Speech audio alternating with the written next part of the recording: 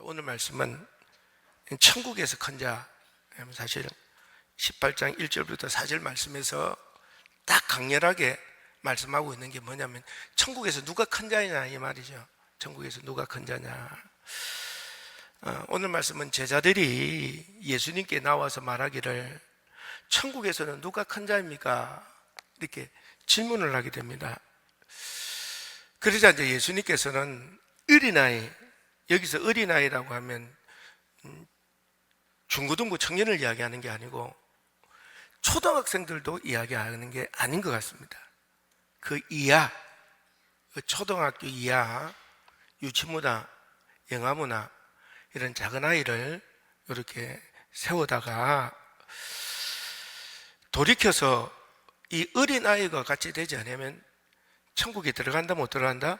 못 들어간다. 이렇게 말씀을 하시고요. 그 다음에 또 말씀하시기를 이 어린아이와 같이 자기를 낮추지 않는 사람은, 낮추는 사람이 바로 천국에서 큰 자이다 라고 말씀을 하고 계십니다. 그러니까 오늘 말씀해 보니까요, 이 천국의 개념이 제자들이 갖고 있는 천국의 개념과 예수님이 말씀하시는 천국의 개념이 일단 틀리다는 것을 알 수 있고요. 두 번째는 도대체 이 어린아이라는 게 뜻이 뭐냐, 이것에 따라서 이 말씀이 어떻게 이해되고 또 우리가 어떻게 받아들이고 말씀이 우리 속에 나타나는가를 알 수가 있다는 것을 알 수가 있습니다. 제가 이제 이 마태복음을 쭉 강의하면서 예수님이 공생애를 3년 동안 살지 않습니까? 그때 그 예수님의 말씀과 그 예수님의 능력에 관해서 말씀을 드렸습니다. 귀신이 물러가고요, 모든 병이 낫고요, 특별히 예수님을 동안 기적이 일어났는데 오병이어의 기적이 일어나고요, 풍랑이 잠잠하고요, 또 말씀으로 모든 자연이 순종하는 놀라운 능력을 예수님은 보여주시게 됩니다. 그래서 사람들은 도대체 누구라고 나를 생각하느냐와 제자들에게 너희들 나를 누구라고 생각하느냐를 통해서 예수님은 그리스도고 하나님의 아들이고 메시아임을 이제 제자들은 알게 되었다는 거 아닙니까? 그래서 메시아, 그리스도, 하나님의 아들이 이 세상에 오셔서 이루실 하나님의 나라, 이 천국을 이제 제자들은 꿈꾸게 되고요. 이 꿈꾸다 보니까 중요한 건 그 나라의 높은 자, 부귀영화를 누리고 넉넉함, 풍성함, 그리고 주목과 존경을 받는, 도대체 이 사람은 누가 되는 것인가 라는 궁금증이 확 일어나는 거죠. 그래서 도대체 어떤 사람이 큰 자가 됩니까? 이렇게 이제 물어봤다는 거예요. 근데 예수님께서는 천국은 이 어린아이 하나를 데리고 와서, 천국은 이 어린아이와 같이 자기를 돌이키는 자가 천국에 가고 이 어린아이처럼 자기를 낮추는 자가 천국에서 큰 자다, 이렇게 이제 말씀해 주셨다는 거예요. 지금 우리가 생각하는 일반적인 어린아이를 생각하면 안 되고요. 이 때가 지금부터 2000년 전이잖아요. 2000년 전은 20세 이상 된 남성의 사회가 2000년 전입니다. 남자 중심의 사회, 어른, 장년의 남자 중심의 사회다 이 말이에요. 그 사회에서 여러분, 지금 우리 같으면 초등학교도 가지 않은 애기들이 들은 어떻냐면 지 생각대로, 지 사고대로, 지 성격대로, 지 뜻대로, 지 마음대로, 지가 갖고 있는 경험대로 살아가다가 어떻게 될까요? 잘못됩니다. 망가집니다. 그리고 주변의 세력에 의해서 그리고 죽게 되죠. 그죠? 성장할 수가 없습니다.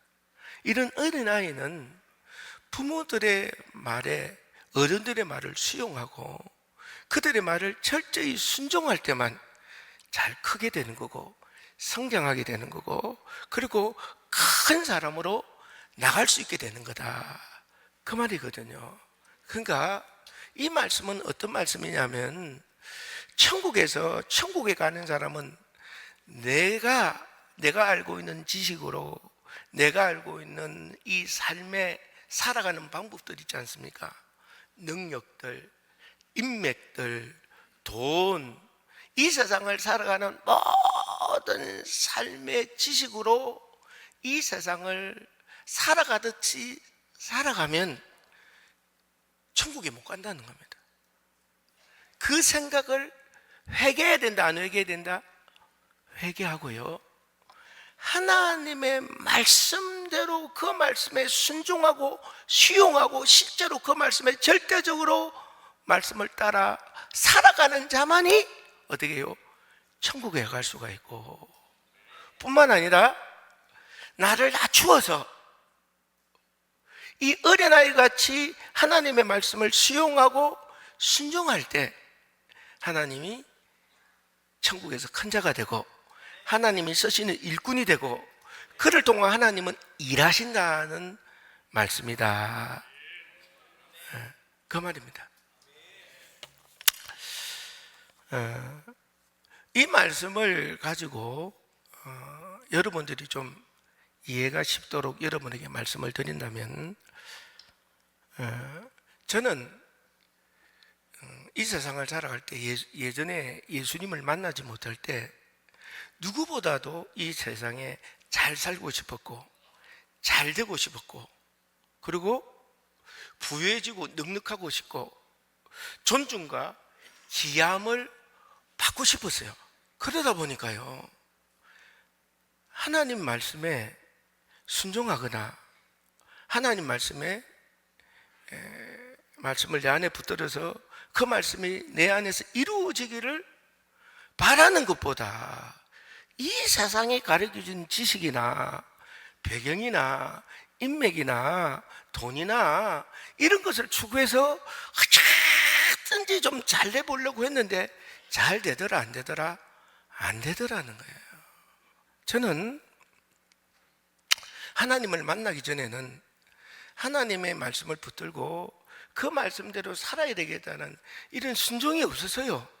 이 순종하는 마음이 없었고요, 그렇게 살고 싶지도 않았어요.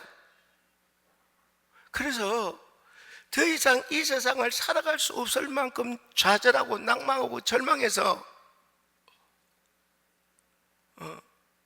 마지막으로 하나님을 붙들었고요, 하나님을 만났지 않습니까? 그때 내 심정은 이 세상을 살아갈 힘이 없어서 진짜 죽으려고. 그래도 내가 그때 목회자니까 기도원 가서 죽으면 조금 좀 그래 보이지 않아? 예.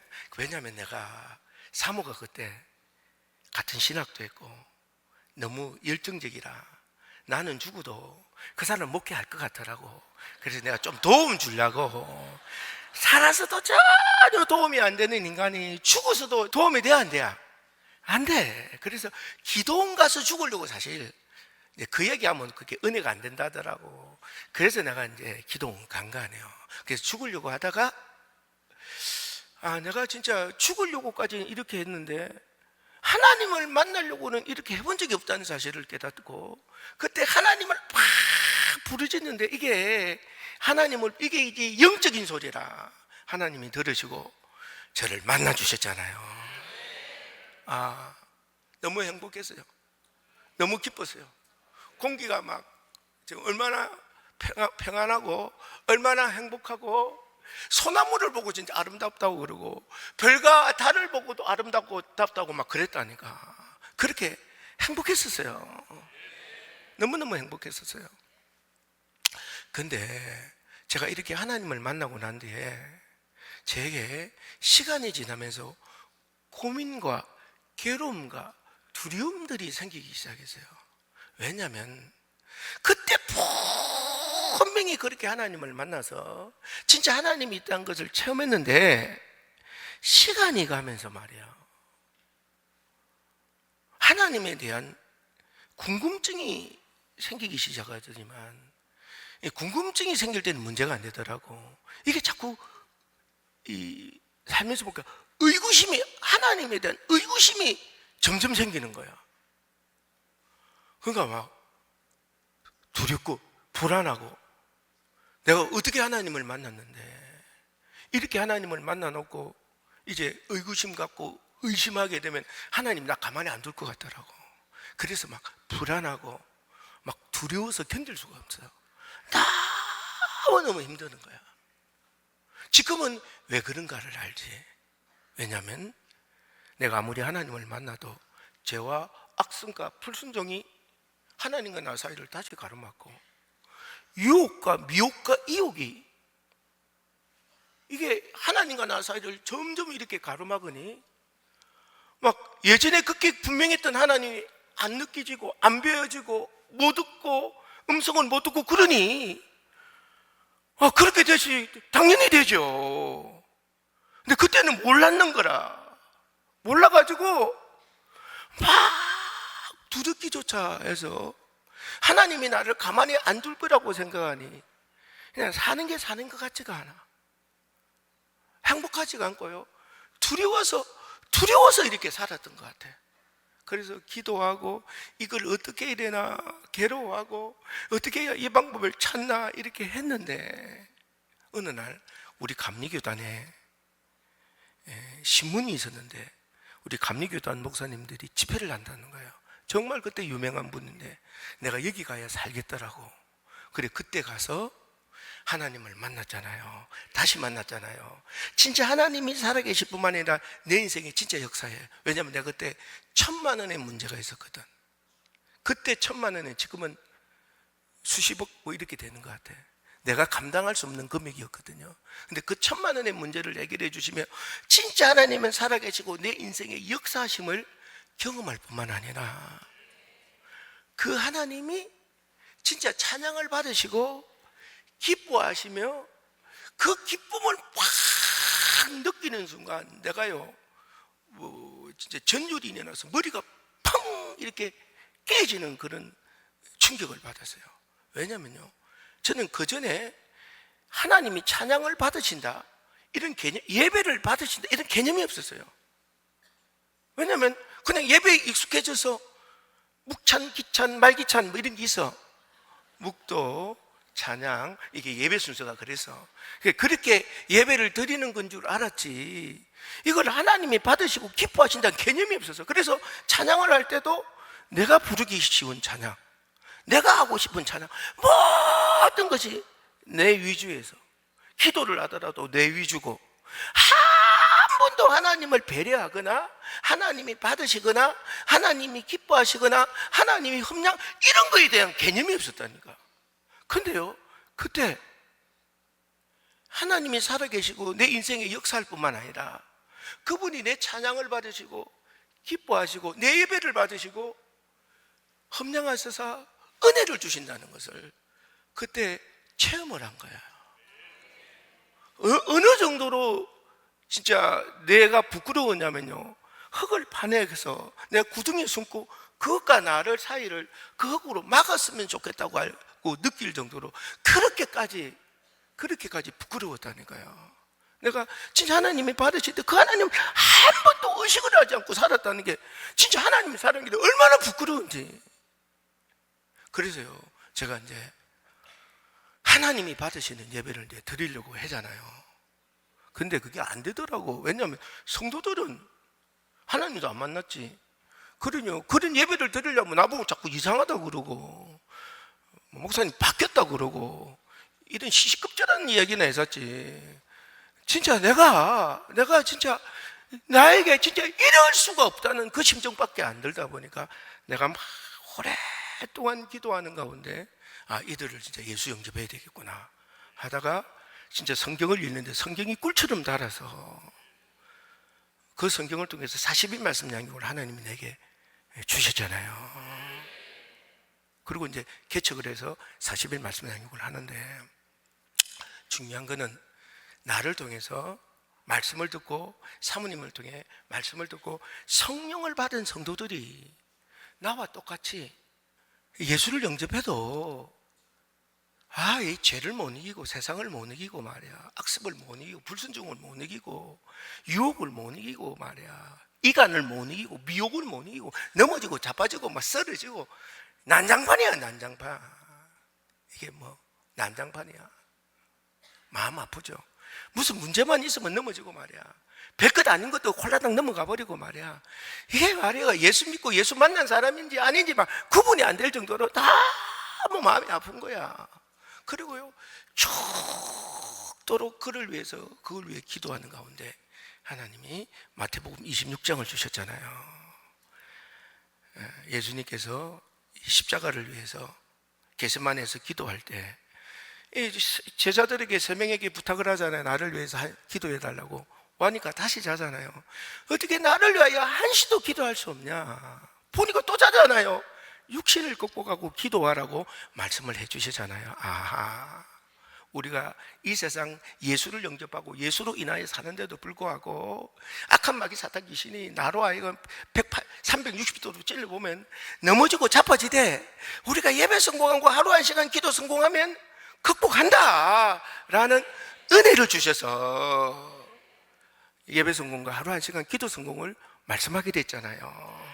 그래서 우리가 이제 극복하고 이기며 승리하는 성도가 이제 되었는데, 딴 게 아니라 내가 예수를 영접하고 예수로 인하여 사는 가운데 내가 내 자신을 보고 뭘 느끼느냐면, 내가 너무 무지하다는 거예요.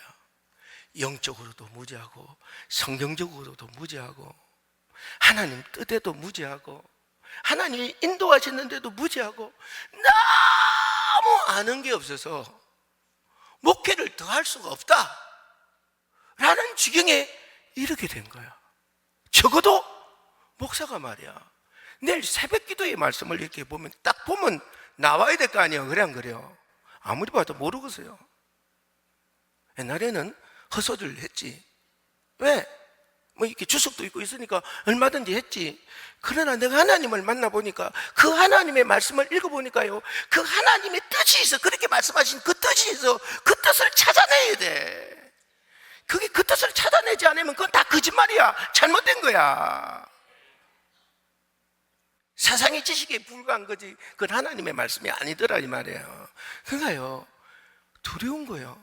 새벽 기도의 말씀을 한번 전하기 위해서는 밤을 새야만 그 뜻을 알 수 있을 정도로 나는 너무 미약한 거야. 미약함에 막 좌절이 되는지, 내 하나님은 너무 큰데 사용되는 내가 너무 작으니 미치도록 괴로운 거야. 내가 조금만 컸으면 더 큰 일을 할 거고, 내가 너 조금만 더 알았으면 더 놀라운 하나님 뜻을 전했을 텐데 너무 모르고 너무 작고, 그리고 그 뜻을 해야 되기에는 내 거력이 너무 작은 거야. 막 그래서요, 그것 때문에 얼마나 괴로운 줄 몰라. 막 사는 게 아니에요. 사는 게 아니에요. 근데요, 어떻게 하면 그 하나님의 말씀을 지킬까 몸부림치며 여기까지 왔잖아요. 어느 날 정신을 차려보니까, 너무 작아서 이 괴로움을 안고 미친 듯이 주님의 뜻을 알기 위해서 기도하고 성경 읽고 기도하고 성경 읽고 기도하고 성경 읽고 말씀 전하고 그랬는데, 어느 날 보니까 내가 목회를 제일 잘하고 있는 거예요. 내가 목회를 제일 잘하고 있는 거예요. 아닌데?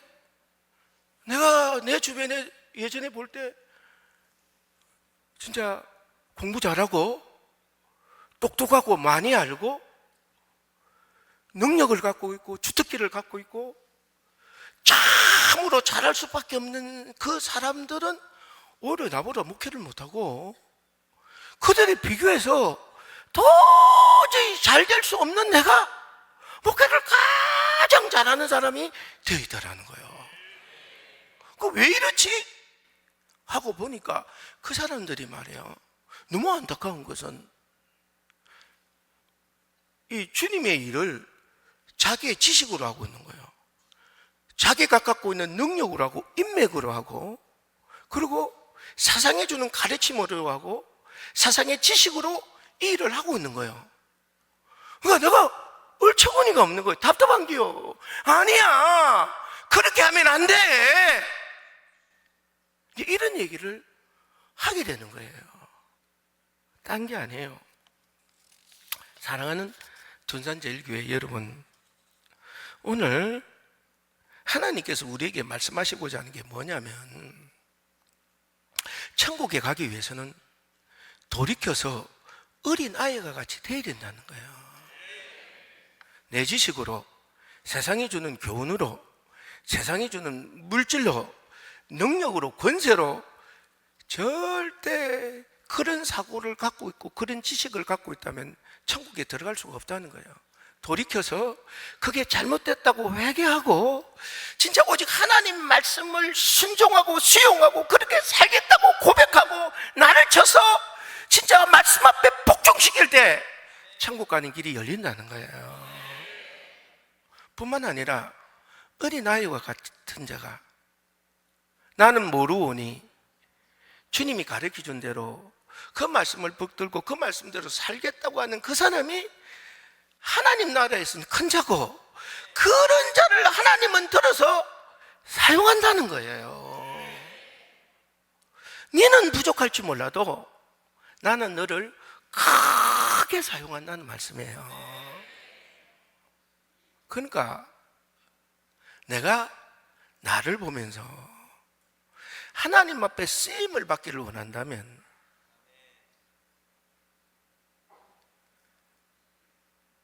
내가 가지고 있는 것들을 빨리 내려놓고 나를 빨리 돌이켜 회개를 시키고 하나님 앞에 가지고 있는 걸 다 낮추어서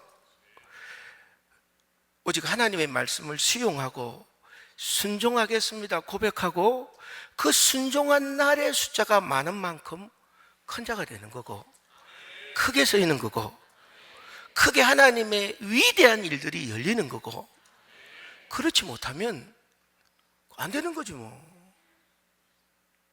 그러니 오늘 이 말씀이 여러분을 좀 붙들고 여러분들의 인생을 결정짓고 여러분이 인생 앞에 이 말씀이 여러분들로 한 걸음 더 나아야 하고 이루어지게 하려고 할 때 여러분이 큰 자가 되고 크게 쓰임을 받는 하나님의 일꾼이 된다는 것을 기억하길 간절히 바라고요. 세상을 가지고 똑같이 하나님 안에 돌아서 그걸 이루려고 하는 어리석은 자 없기를 주님의 이름으로 간절히 바랍니다. 이 예수님 당부가 진짜 여러분들에게 이루어지기를 주의 이름으로 간절히 바라요.